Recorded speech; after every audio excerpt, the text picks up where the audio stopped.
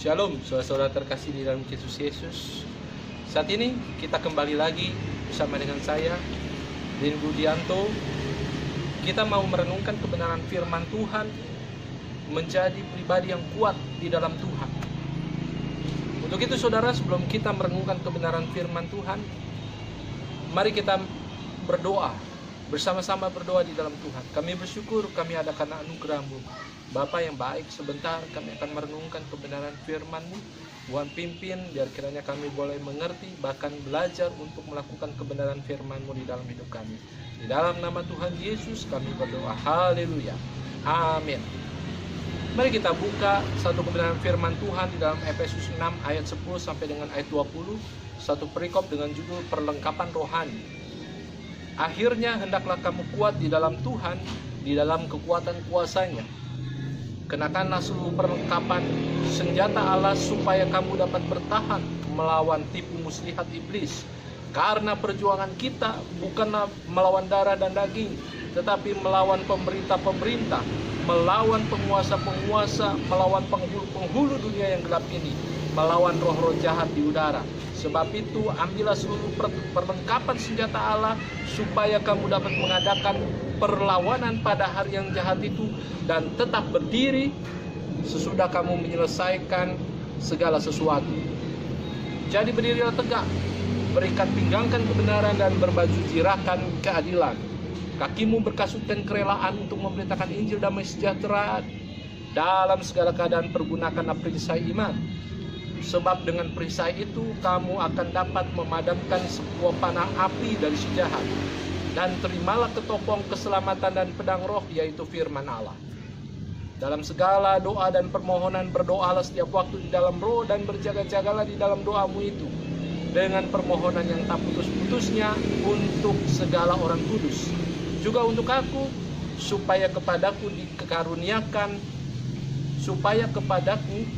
jika aku membuka mulutku dikaruniakan perkataan yang benar, agar dengan keberanian aku akan memberitakan rahasia Injil yang kulayani sebagai utusan yang dipenjarakan. Berdoalah supaya dengan keberanian aku menyatakannya sebagaimana seharusnya aku berbicara. Jadi saudara, firman Tuhan sudah jauh kita baca, satu perikop dengan judul perlengkapan rohani. Ternyata hidup kita adalah hidup di mana kita mau tidak mau, suka tidak suka, kita ada di dalam peperangan rohani.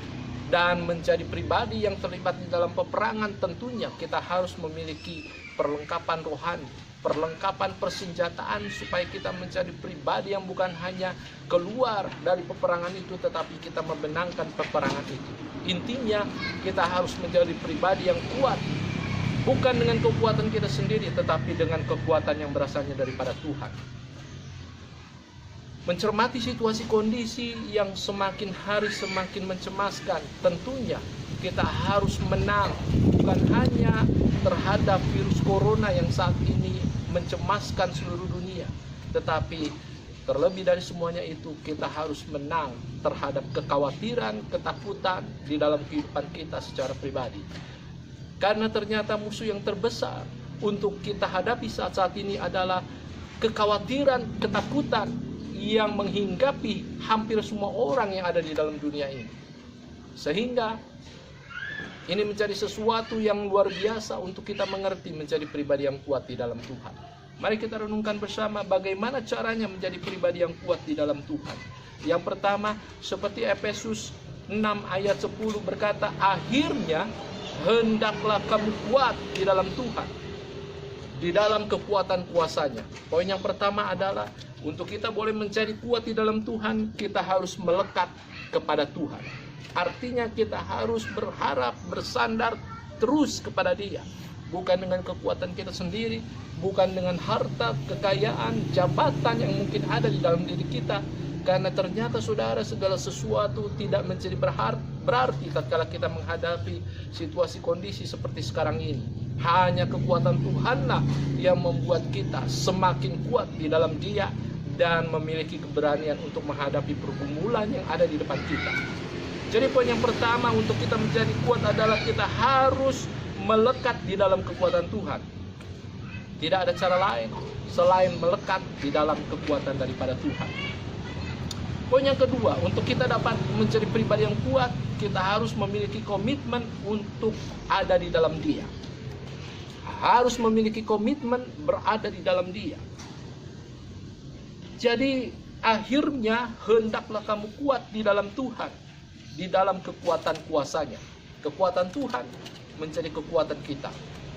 Jadi bukan hanya melekat kepada Tuhan pada saat-saat tertentu, tetapi kita harus punya komitmen untuk tetap berada di dalam Dia. Artinya bukan hanya hari Minggu kita berkomitmen, hari Minggu kita kuat di dalam Dia, berharap kepada Tuhan. Hari Senin sampai dengan hari Sabtu kita tetap percaya kepada Dia, tetap menaruh harap kita hanya kepada Tuhan, sehingga kekuatan itu menjadi kekuatan kita secara pribadi. Karena Allah yang menyertai kita adalah sumber kekuatan kita. Poin yang ketiga, saudara, untuk kita menjadi kuat di dalam Tuhan, kita harus memiliki sikap seorang prajurit. Seorang prajurit tidak lagi memperhatikan bagaimana keadaan dirinya, tetapi dia akan bersungguh-sungguh bersiap sedia untuk berperang, untuk memenangkan peperangan yang ada. Efesus 6 ayat 14 berkata, jadi berdirilah tegak, perikat pinggangkan kebenaran dan berbaju zirahkan keadilan. Seorang prajurit pastinya akan mempersiapkan diri untuk berperang, memperlengkapi dirinya dengan persenjataan untuk berperang. Hari-hari ini kita ada di dalam medan peperangan. Peperangan secara rohani menjadi pribadi yang harus kuat, memiliki kemampuan untuk bertahan, bahkan untuk menyerang lawan. Siapa lawan kita? Tentunya bukan orang secara fisik, tetapi penguasa-penguasa di udara. Pribadi-pribadi yang membuat kita lemah, khawatir, takut di dalam hidup kita. Dan kita dapat menang kalau kita memiliki sikap seorang prajurit.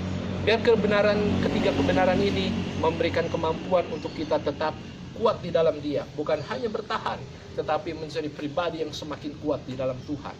Haleluya. Mari kita berdoa. Terima kasih Bapa atas kebenaran firman-Mu yang sederhana. Biar kiranya kami boleh menjadi pribadi yang semakin kuat di dalam Engkau. Karena Engkau adalah sumber kekuatan di dalam hidup kami. Di dalam nama Tuhan Yesus kami sudah berdoa. Haleluya. Amin. Terima kasih saudara.